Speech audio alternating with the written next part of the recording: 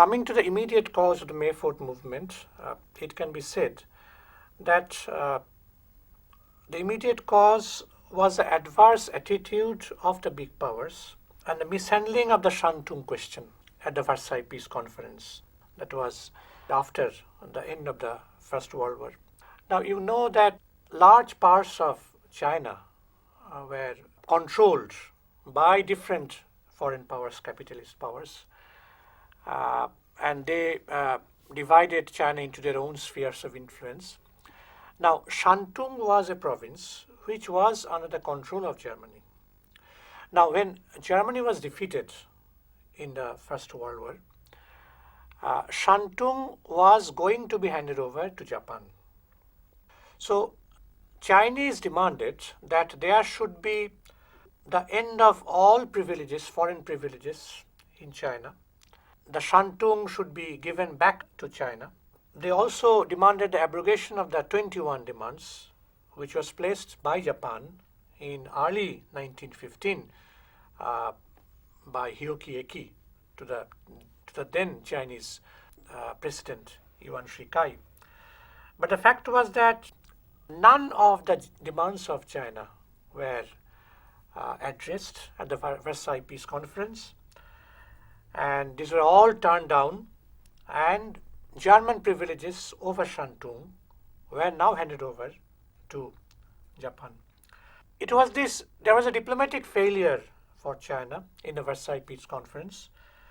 People of China became totally disillusioned after this failure, and they came to realize that they would have to stand on their own feet to decide the destiny of their own country. It began definitely on a particular day, that is the May 4, in the year 1919. And it was on that day that 5,000 students of Peking, they organized a mammoth demonstration in the city against the verdict of the Versailles settlement on Shantung, and they also demanded punishment of all those signatories to the 21 demands. As a result, a large number of students were arrested by the police. They were kept behind bars. So the students replied with a student strike, and that was on 3rd June.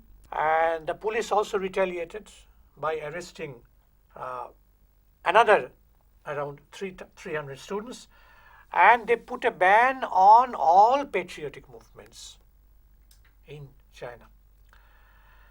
Now, despite this oppression, these repressive measures, the movement spread to new areas of the country. Now, meanwhile, thousands of telegrams had been sent to the Chinese delegation in Paris. The people called upon the delegates to withdraw from the Versailles Peace Conference. And in fact, the most important of those telegrams was the one which was sent by the Society for China's Salvation. It was a society, new society. And the telegram read as follows: "The whole nation is indignant over the failure of the Shantung question. Never sign the treaty. We demand your immediate withdrawal from the conference. Better to have forced occupation than voluntary submission. Otherwise, sole responsibility rests on you." That was the text of full text of the telegram. After June 3, the first phase of the May 4th movement came to an end. That is from the 4th of May to the 3rd of June. That was the first phase of the May 4th movement, when students or intellectuals, middle class people, they took an active part. Now, after 3rd June, we entered into the second phase of the movement. There was both a shift in the center of activity as also in the shift of the leadership in the struggle.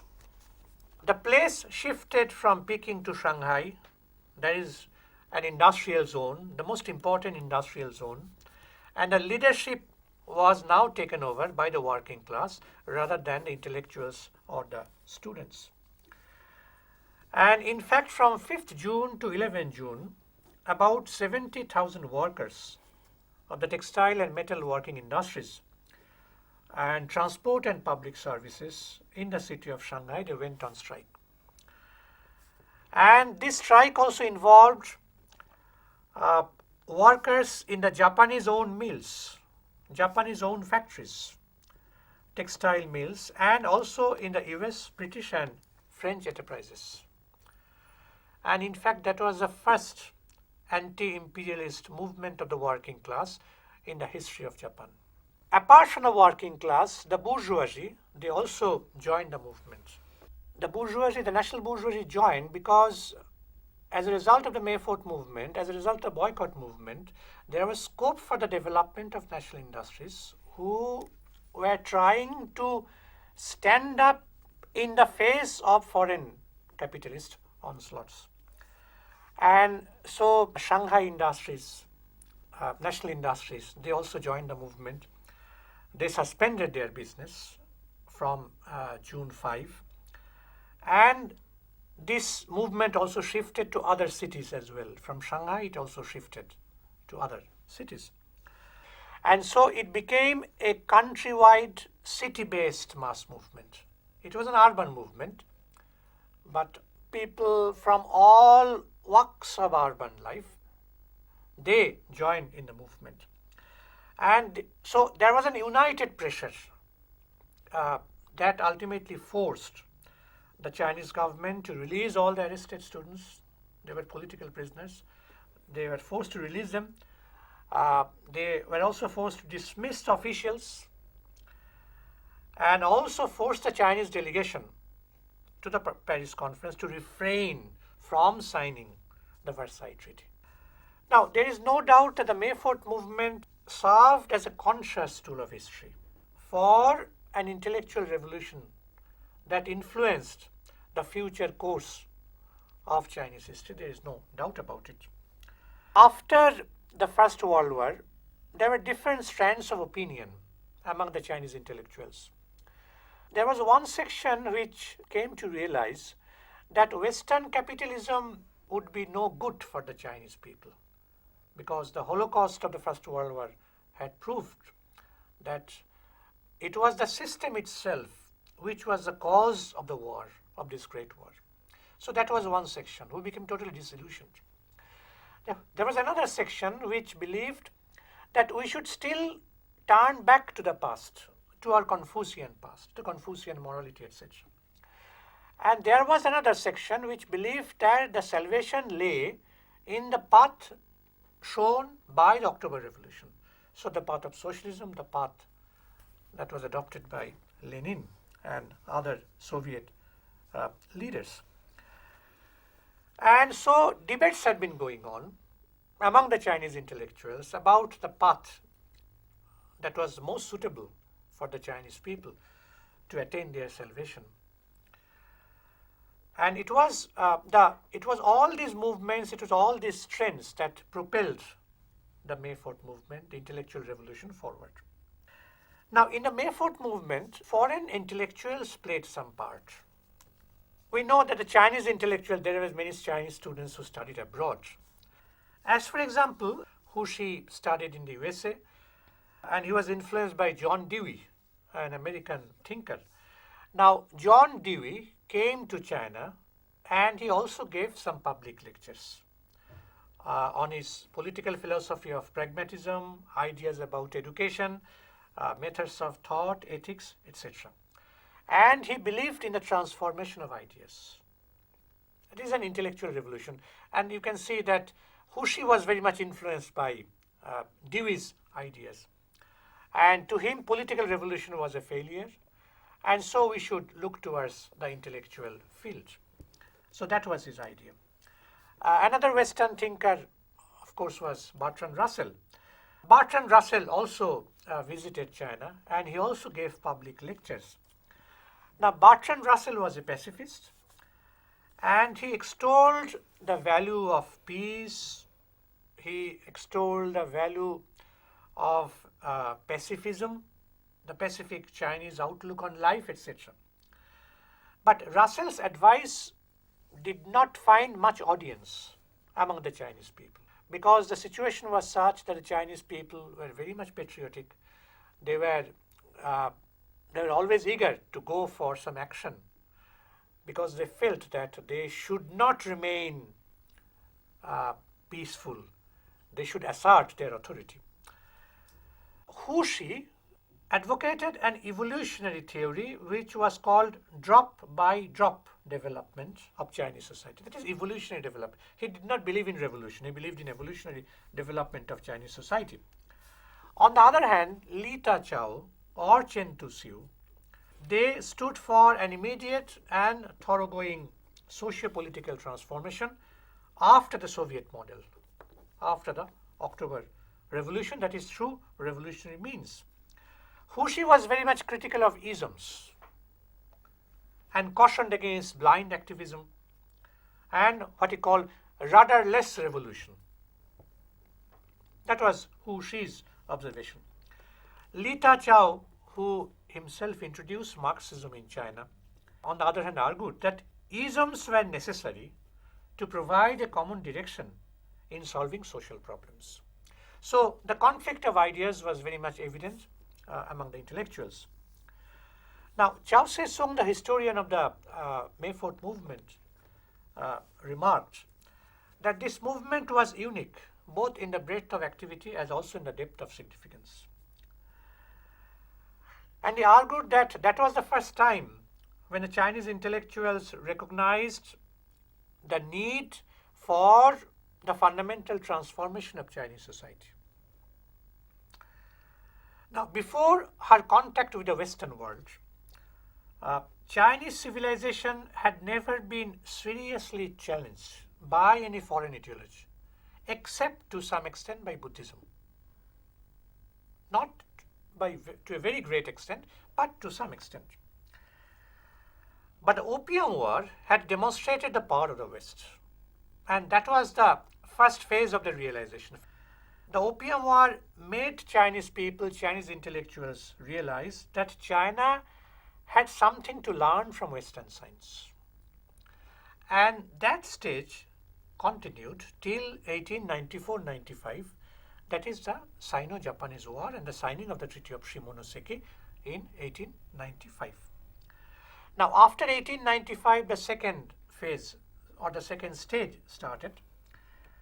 And in the second stage, Chinese intellectuals felt that China should not only learn Western science, but they should also model her laws and political institutions after those of the West.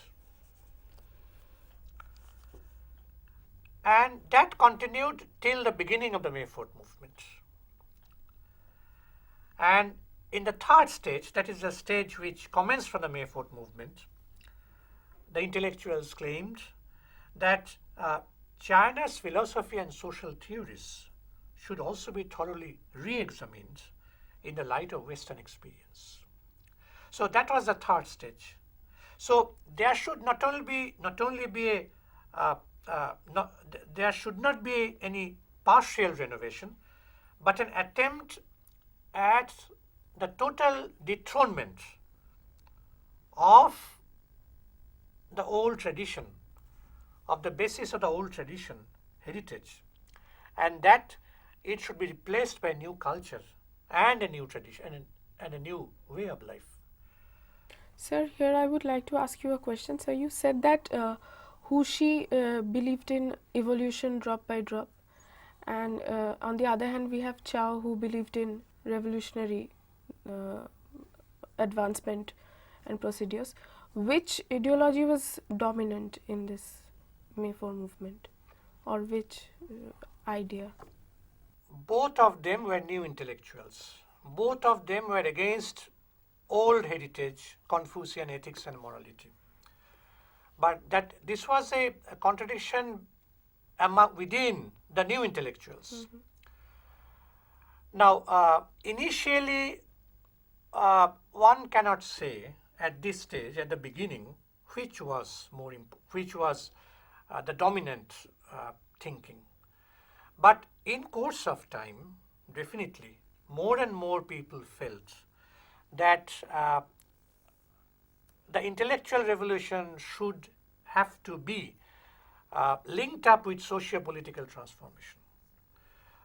And that led to the birth of the Communist Party of China, and people at one point of time started to think that there should be a revolutionary transformation. Unless there was a basic change in society, one cannot think of bringing about basic changes in the livelihood of the people. So that came at not initially, that it cannot be at initial, but because there are different schools of thought which competed, new ideas developed, so that can be said. One of the main achievements of the May 4th movement was the publication of a large number of books and periodicals. And side by side, there was a rising tide of iconoclasm, image breaking. Traditional thoughts and institutions were assailed, were attacked as never before. And in fact, like what we find during the time of the French Revolution, everything had to justify its existence before the judgment seat of reason, or give up existence. And so in this way, the old order inlet placed to the new order, new thinking. Now, the most important achievement probably took place in the ideological sphere. The new intellectuals, they of course made Confucianism, Confucian ideology, their main target of attack. Because Confucianism was the ideology which had held the Chinese feudal society together for about 24 centuries, unlike any other country. And in fact, one of the main slogans of the May 4th movement was "Down with Confucius and Sons." Not only men, women, college girls, school girls, they took an active part in the May 4th movement. And the first article criticizing Confucius by name appeared in 1916 in New Youth, and the author was Hu Shih. And Hu Shih said that Confucianism had no right to claim a monopoly over Chinese thought. Chen Tu-sui also opposed the Confucian doctrines, mainly on the grounds that it was a product of the feudal ages and so did not fit the needs of a modern society. Modern society, according to Chen Tu-sui, was composed of individuals and not of clans or families.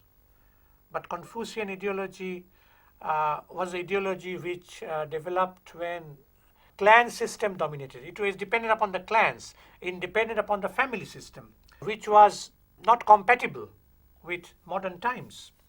Another champion of anti-Confucianism was Wu Yu. And Wu Yu argued that Confucian advocacy of paternalism had become the basis of despotism. And that its basic ethical principle, that is filial piety, it became the basis of unquestioning loyalty to the sovereign. And these new ideas also, side by side, attack the theories of rebirth, ideas about the existence of ghosts, spiritualism, as well as divination, fortune telling, treatment of diseases by the use of charms, etc. All these were old ideas. We can call it medieval ideas, we can call them ancient ideas, but these were also attacked during the time of the May 4th movement. That was the first important achievement. The second important ideological change was the adoption of the vernacular as the medium for writing. A new literature which was based on humanitarianism, based on romanticism and realism. And there was also the rapid development of the press and of popular education. Lu Xun, who was the most important figure of the May 4th movement, intellectual of the May 4th movement, he began his work as one of the pioneers of the new revolutionary democratic literature. He wrote short poems, and through those short poems he assailed the existing feudal Chinese society. He himself was a fighter, and he has been acclaimed as the Maxime Gorky of China. He has also been compared to Voltaire of the French Revolution. Now, along with this, there was also a social transformation. The traditional family systems gradually declined. Traditionally, marriage was based not on personal choice, but it was arranged. All marriages were arranged, and there was no freedom of women, no freedom of girls. But it was during the May 4th movement that in the families, women, girls, they asserted, not only women, but youth. They fought against patriarchy, and they asserted their independence, their freedom in their own society.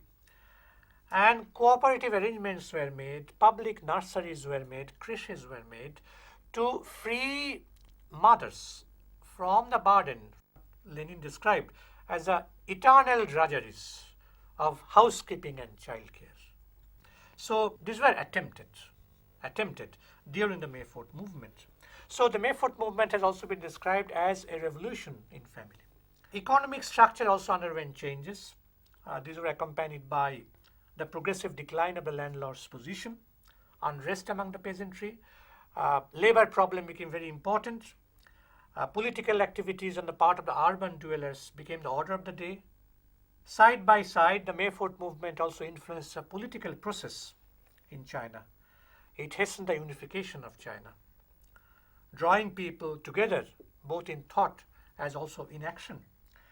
Ideas like socialism, democracy, freedom, these became important, more and more welcomed. And ideas about warlordism, imperialism, colonialism, they were attacked, these were detested. One of the important achievements of the May 4th movement was the birth of the Communist Party of China in 1921. And a scholar, Lucien Bianco, points out that May 4th movement was a ground-clearing enterprise. It foreshadowed and paved the way for 1949 revolution, as Voltaire had for 1789. Now, while the achievements of the May 4th movements were numerous, the movement also suffered from some limitations. Chao Se-sung points out that the leaders of the May 4th movement did not give Chinese tradition a fair measure of consideration. He argued that many important features of Confucianism and national legacy were overlooked. And he also said that the reformers were also too impatient to do constructive work. Now, even while referring to these limitations, Chao Se-sung also admits that these limitations were perhaps unavoidable because it was a period of much intellectual turmoil, social turmoil. So, limitations, drawbacks are bound to be associated with such movement. It cannot be avoided. In every movement, there are drawbacks, there are limitations, there are shortcomings. So, May 4th movement cannot be an exception to it. It evoked a lot of controversy, and there are two major schools of thought, one represented by the liberals and other by the Marxists. The liberal view is represented by Chen Tu-sui, Hu Shih and others, and the Marxist view is represented among others by Mao Zedong. Now, the liberals hold that the May 4th movement was a Chinese Renaissance, which was somewhat similar to the European Renaissance. They stressed that it was a movement of reason versus tradition. It was a movement of freedom versus authority, and that the movement also promoted a new literature in the living language of the people. Chao Se-sung, however, argues that the differences between the two Renaissances were more numerous than resemblances. First of all, he says that Europe in the late Middle Ages was a scene of a commercial revolution. There was a transformation in Europe. It was a transformation from feudalism to capitalism. And there was expansion of markets. There was a quest for colonies abroad.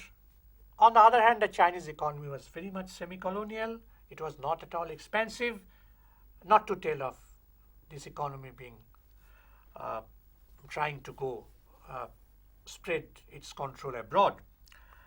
The second part was that in the case of the European Renaissance, was the substitution of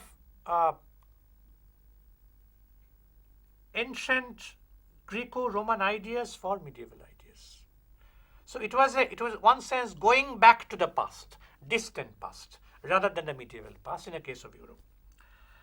But the May 4th movement was not at all a restoration movement. It aimed at a transplantation of the modern civilization into an old nation, accompanied by a bitter criticism of the old culture, old civilization. Down with Confucius and sons, that was in fact the spirit of the times. Side by side, it is also true that in the case of the Chinese Renaissance, there was the adoption of vernacular as a national language, and there was also the establishment of a new literature. Now, that is a liberal view. The Marxist view has been represented by Mao Zedong. Now, Mao Zedong considered the May 4th movement as the jumping off point of the anti-imperialist and anti-feudal bourgeois democratic revolution leading to a new stage. To Mao, its attack against the old ethics, old Confucian ethics, and old literature was a main feature of the Chinese Cultural Revolution, and which was unprecedented in the history of China. It was, according to Mao, it was a dividing line between old and new democracies. It took place again at the summons of the Russian Revolution. That is what he says. So it was very much influenced by the October Revolution and formed part of the world proletarian revolution. He added that it was, in a broad sense, it was an anti-imperialist united front composed of the Chinese workers, students, and the rising national bourgeoisie. We may end by saying that the May 4th movement had a transitional character, no doubt about it. It was a dividing line between, in the intellectual, cultural, and socio-political history of China, and it signaled the beginning of a new era. So what we have discussed so far is the nature of the May 4th movement. It fought against old Chinese traditions represented by Confucian ideas. It was influenced by Western ideas, no doubt, but it also somehow made a maybe signification of Western ideas. There were Chinese elements, modern Chinese elements, and the Western elements, and they were more influenced by the socialist ideas, because this May 4th movement definitely helped in the spread of revolutionary communist movement, the birth of the Communist Party of China in 1921, and the events that took place later.